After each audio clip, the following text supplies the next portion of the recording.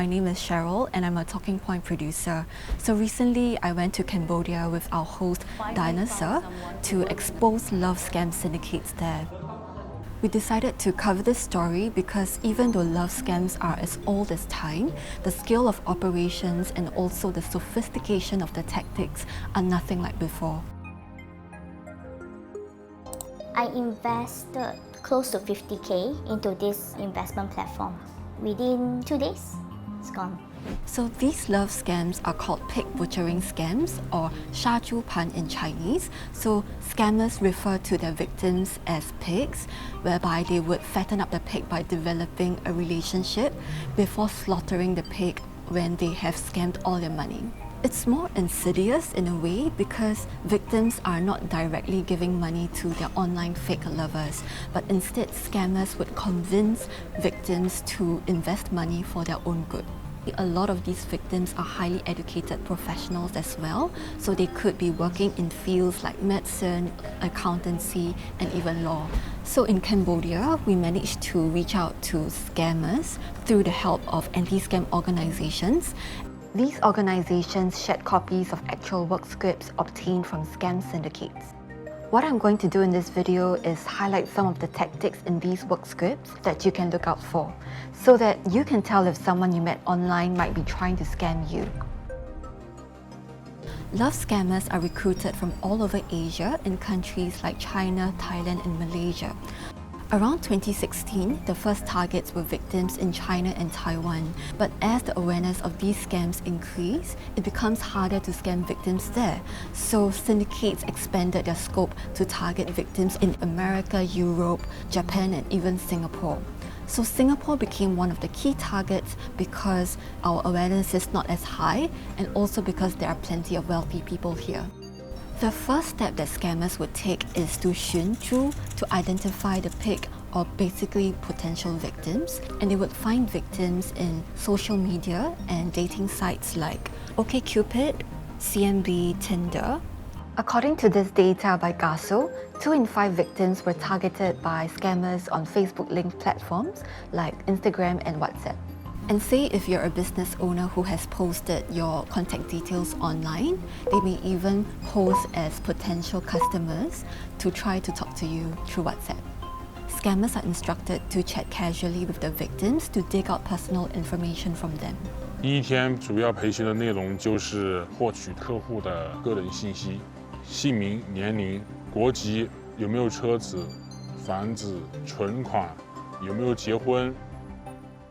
Scammers are reminded to dig out information indirectly from the victims so that they wouldn't feel like they're being interrogated. So for instance, if they want to find out how wealthy you are, they may ask you a casual question like, how far is your home from your office? So if you say something like, it's not very far because I drive to work, then they would have an indication that you are able to afford a car. And one of the documents here say that if a victim earns less than 2,000 USD per month, then the scammer may drop this victim because the payoff is less. And from the documents, we find that they actually have a daily breakdown of what they should say and how they should say it to sustain your interest. And that begins the process of 养猪, which is to groom the pig by developing a relationship. This process can take anywhere from days to months, which is what one of our victims in the episode Mavis experienced.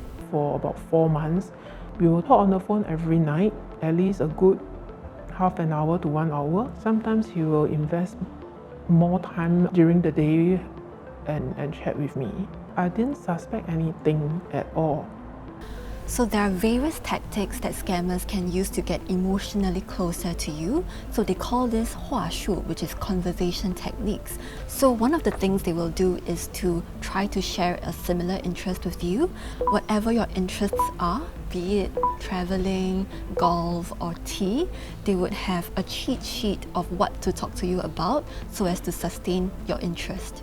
And this is also the time whereby they will go into deeper topics like your past relationships.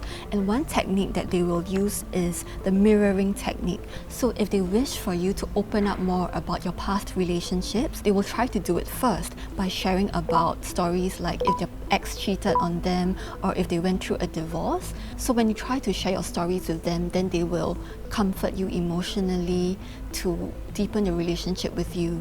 他们讲的就是说用3个字概括，就叫摄心术。每个人内心当中都有一份需求，我们按照他的内心的那种需求，去达到他心理上的一种满足。像离异的，就跟他了解他孩子的情况啊。当你知道他内心需求的时候，也就是他最脆弱的时候，对吧？对，是的。So some people may say like, how can people fall for these stories because they're so fake, right? But in these work scripts, the scammers are told specifically to remain a sense of realness. As with all relationships, they might even pretend to argue with you to make it more believable. Like for instance, if you are skipping meals and not taking care of yourself, or you're spending too much time with the opposite sex. One of the documents actually say here that in order to avoid suspicion, scammers should be the one to ask victims whether they can meet up or video call them first. And when the date comes, they would then come up with excuses to say that they can't make it. Based on statistics from Global Anti-Scam Organization, even though men do get targeted as well, women made up 2/3 of the reported pig butchering scam victims last year. But this could be a result of how scam syndicates perceive women. So I got hold of this document. It outlines the supposed psychological characteristics of women.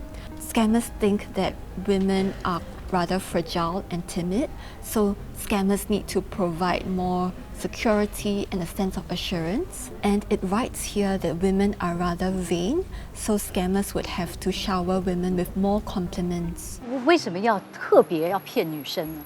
因为女生的话，她那个思想以及反诈意识观念没有男生强，所以更容易入手。首先从认识到认知，再到谈恋爱，女生就会陷入到了感情的漩涡当中去，无法自拔。之后就是我们就可以牵着他们的鼻子，跟着我们走，我们叫他干什么，他就干什么。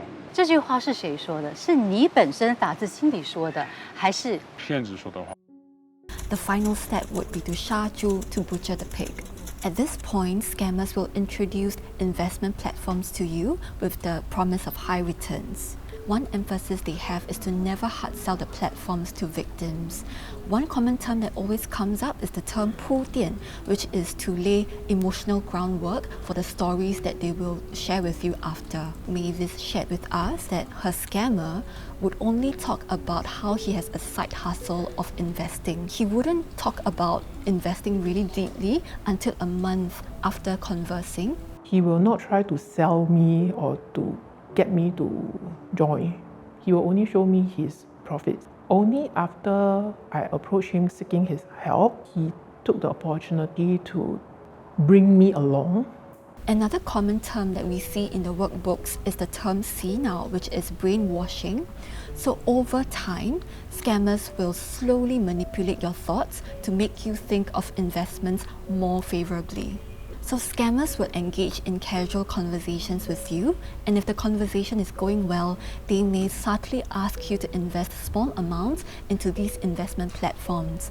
He asked me to put money into this platform, but I was very reluctant. He just tell me, I'll just deposit this 520 for you. It means my love to you. My profit is actually 100%. He immediately prompted me to withdraw this to my bank account. Definitely, I feel, wow, really has such thing. And that is what makes a lot of victims feel that the platforms are legitimate. Scammers may even tell you things like, I think it's better to withdraw our money now and not invest more today, to make them seem more knowledgeable about the investment trends and to make you trust that they have your interest at heart. But of course, all these websites are controlled at the back end, all the way from customer service to what you see on the websites. Once they've got you hooked onto the platform, it becomes like a normal investment activity that couples do. He will say things like, since I'm going to invest $10,000, I hope that you will do the same. And when you start to doubt the platform, that's when they will start to gaslight you. They will say things like, are you not trusting the platform because you're not trusting me? 先让客户投资，让他们尝到一点甜头，利用培养感情的方式，把他们养得白白胖胖的。之后把他们的钱财榨空的时候，他们幡然醒悟，就断掉所有联系方式，把他们杀掉。这些受过高深教育啊，或者是专业的女人，有什么好骗？怎么可以骗到他们？就只有通过更加高深莫测的方法去引他们上钩。高深莫测是什么意思？一个小组有4个人，如果说有遇到不懂的问题，我们可以相互请教，实在不懂的话，我们就去问小组长，然后再回复客户。比如说我是目标对象，我不只跟一个人沟通，我同时可能会跟一整组男人在沟通。啊，对。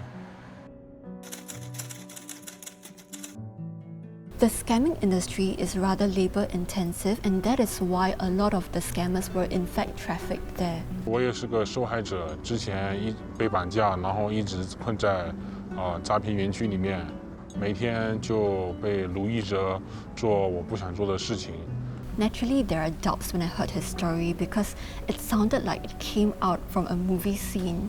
But after months of working on this story, I heard countless of victim testimonies from anti-scam organizations, and their stories all correspond with Mr. Lee's. Every other day, these organizations would send me photos or videos of scammers who are tasered or beaten up when they failed to scam or when they tried to escape. These really made me believe that Mr. Lee's story is not unique at all, and there are many more others like him. Actually, when the Talking Point crew was filming in Sihanoukville, Cambodia, we were warned by locals that it's going to be quite dangerous because there were reports of shootings and kidnappings. So when we were there, we tried to film as much as we can from the van, and we also hired a bodyguard as well. I hope you found these insights into how scam syndicates operate useful. We often don't think that we'll fall victim to scams because surely we can tell if someone's out there to con us, right? But as our investigation shows, the psychological tactics that scammers use can be so much more sophisticated than before, and some may play the long game. If you're talking to someone online right now and you suspect that he or she might be a scammer, call this anti-scam hotline for advice or visit scamalert.sg.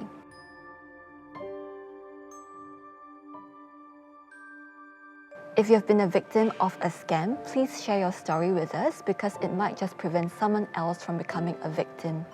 Email us at talkingpoint@mediacorp.com.sg or tell us in the comments below. Do share this video with your friends and family. The more we spread awareness, the less likely scammers can succeed in fooling others. Thanks for watching this episode. Do check out more videos on CNA Insider and remember to hit the subscribe button.